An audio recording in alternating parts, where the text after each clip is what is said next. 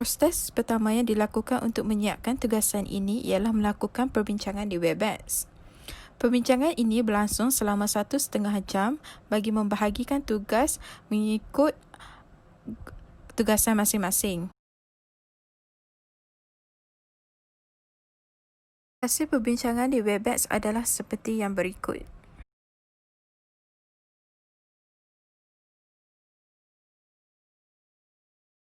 Assalamualaikum warahmatullahi wabarakatuh. Saya Nur Aina Ayuni binti Ayub, nombor matrik 279720. Hasil dapatan maklumat serta fakta yang saya perolehi boleh diakses di laman web Statista yang mempamerkan statistik bilangan imigran dalam Malaysia dari tahun 2005 hingga 2019. Berkenaan dengan jumlah pekerja asing mengikut negara asal di Malaysia tahun 2015 serta maklumat pekerjaan yang dilakukan pendatang asing tanpa izin boleh dirujuk pada jurnal terbitan Akademia Baru Pendatang Asing Tanpa Izin di Johor, Profil Demografi dan Dokumen Kemasukan. Hasil dapatan ini juga menyentuh berkenaan faktor tolakan negara asal dan faktor tarikan imigran asing ke Malaysia yang dinyatakan dalam Jurnal Demografi dan Faktor Kedatangan Pendatang Asing Tanpa Izin kajian kes di Depoh Tahanan Immigration Pekan Nanas Pontian Johor. Di samping itu, melalui jurnal aktiviti penyertaan migran dalam kalangan pendatang asing tanpa izin di Malaysia, ada merungkaikan tentang jenis laluan yang digunakan oleh pendatang asing tanpa izin.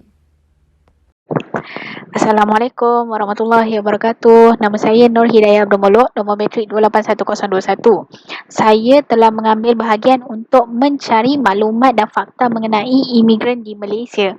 Oleh itu, saya telah melayari portal rasmi Jabatan Imigresen Malaysia dan di situ saya peroleh maklumat tentang syarat kemasukan ke Malaysia, permit masuk, pekerja asing, expatriate dan juga imigran-imigran larangan serta kesalahan-kesalahan yang sering dilakukan oleh imigran.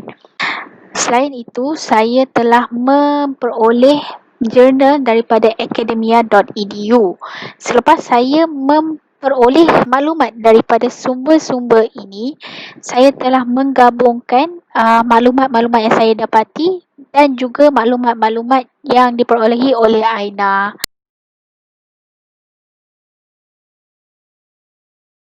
Kesan isu kemasukan imigran di Malaysia adalah kesan yang didapati daripada maklumat dan fakta yang telah diperolehi. Terdapat dua jenis kesan isu imigran di Malaysia, iaitu kesan positif dan kesan negatif. Proses untuk mendapatkan maklumat bagi kesan positif dan kesan negatif kemasukan imigran di Malaysia adalah melalui rujukan internet. Antara rujukan internet yang saya perolehi adalah melalui akhbar berita harian yang bertajuk menangani isu lambakan pekerja asing.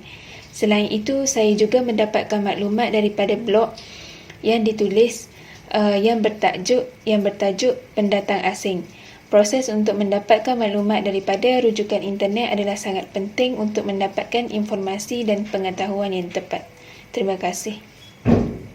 Kesan isu kemasukan imigran di Malaysia adalah kesan yang didapati daripada maklumat dan fakta yang telah diperolehi.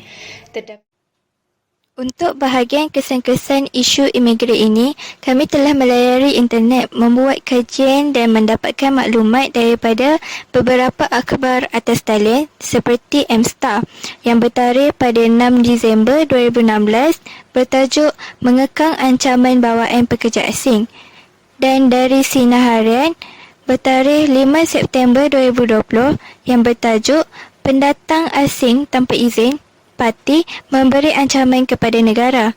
Tidak hanya itu, kami turut memperolehi maklumat berkaitan kesan-kesan kemasukan imigran ke dalam negara melalui tontonan video di YouTube seperti video A Times New Network yang menjelaskan tentang kesan negatif kemasukan imigran asing. Maklumat yang diperolehi semestinya dari sumber-sumber yang sahih dan juga boleh dipercayai. Untuk bahagian kesan-kesan isu imigran ini, dalam mencari penyelesaian untuk masalah yang kami pilih ni iaitu masalah imigran, kami telah menjadikan maklumat yang didapati daripada berita harian online sebagai rujukan serta contoh untuk kami fikirkan apa penyelesaian yang sesuai untuk menyelesaikan masalah imigran di Malaysia. Selamat sejahtera. Saya Syaimah Dewi Maripan, matrik nombor 275322. Saya telah mendapat maklumat untuk mengenai masalah isu imigran daripada laman web yang telah dikeluarkan oleh Berita Harian dan juga daripada suatu jurnal yang bertajuk Lambakan Pekerja Orang Asing di Malaysia. Terima kasih. Ya, betul. Setelah itu, kami telah memikirkan penyelesaian yang sesuai berdasarkan kesan negatif daripada masalah imigran di Malaysia. Kami juga telah mengaitkan penyelesaian tersebut dengan Jerry, iaitu jasmani, emosi, rohani dan intelek dalam penyelesaian tersebut.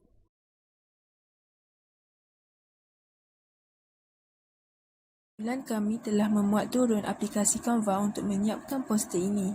Pilih Create a Design dan ambil bahagian poster. Ia akan menunjukkan pada ruangan ini.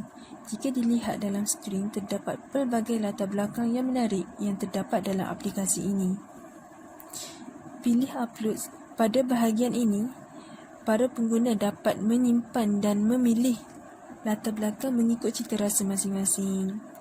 Kumpulan kami telah memilih latar belakang ini dalam pembikinan poster ini. Dan kami akan memilih logo UUM untuk dimasukkan ke dalam poster ini.